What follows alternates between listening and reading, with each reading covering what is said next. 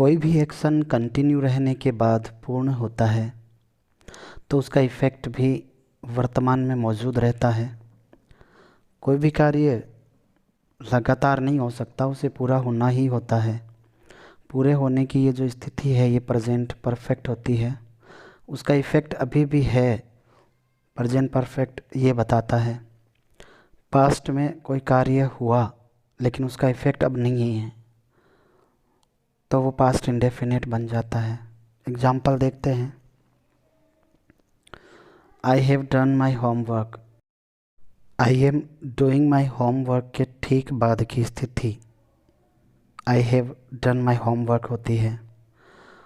लेकिन मैं इन दोनों ही स्थितियों को न बताकर एक अलग ही स्थिति में क्रिएट करता हूँ पास्ट की, तो मुझे आई डिड माई होमवर्क कहना पड़ेगा।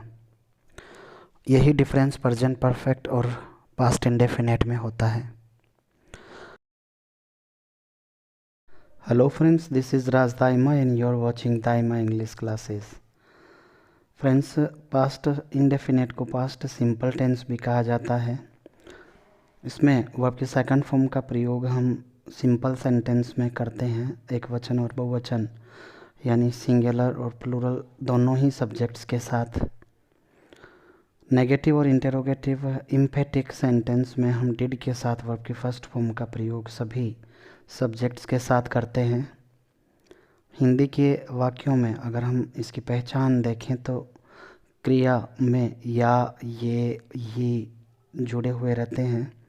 आ, ए, ई की मात्रा लगी क्रिया इसमें हो सकती है। ता, था, ते, थे, ती, थी ये भी इस टेंस में प्रयुक्त हो सकता है, क्रिया में जुड़ा हुआ वाक्य के अंत में।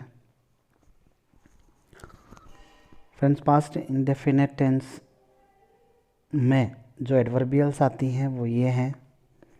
येस्टरडे, लास्ट लग करके कुछ भी इसमें दिया हुआ हो, last day, last night, last week, last month, last year, या फिर पास्ट का टाइम दिया हुआ हो सकता है, in past, long long ago ये भी हो सकता है।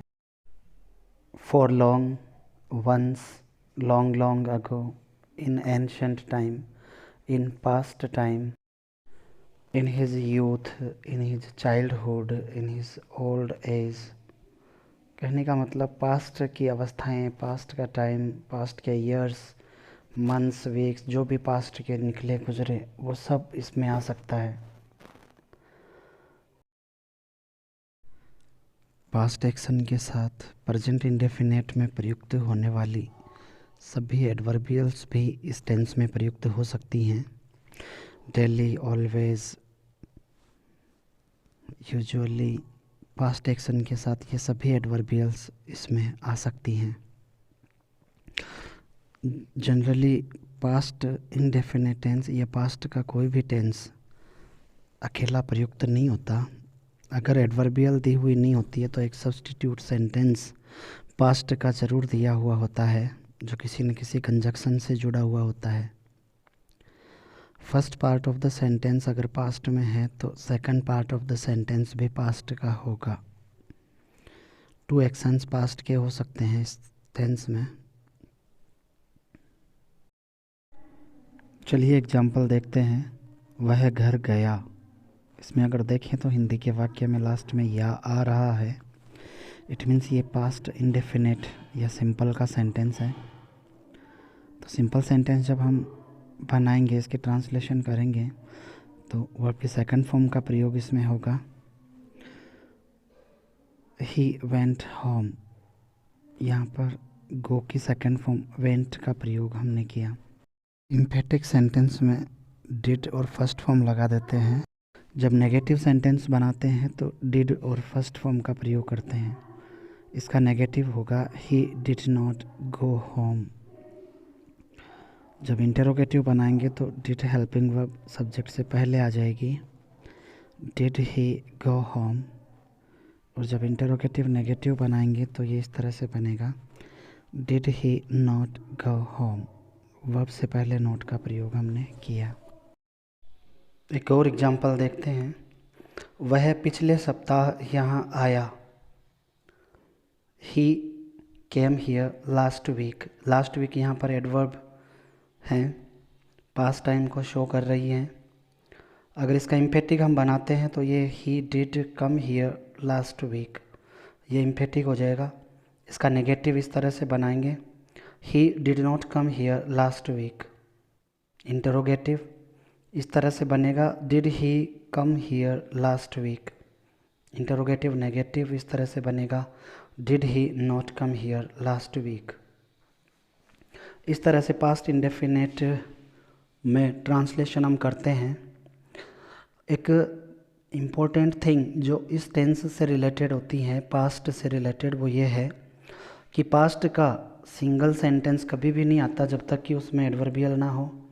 एडवर्बियल में सिंगल सेंटेंस हो जाता है, अदरवाइज़ पास्ट इंडेफिनेट के साथ पास्ट इंडेफिनेट अगर ये एंड से जुड़ा हुआ हो तो पास्ट कंटिन्यूअस भी इसके साथ आ सकता है नेक्स्ट सेंटेंस में, पास्ट परफेक्ट भी आ सकता है और पास्ट परफेक्ट कंटिन्यूअस भी आ सकता है।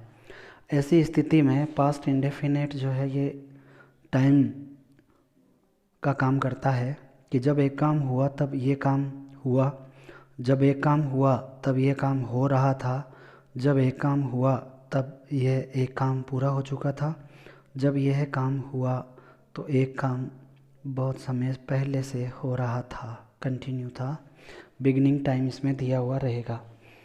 तो कहने का मतलब ये है कि पास्ट का सिंगल सेंटेंस कभी भी नहीं होता, इसमें डबल सेंटेंस ज़रूर होते हैं। अगर एडवर्ब आती है तब ये पॉसिबल है कि सिंगल सेंटेंस पास्ट में हो।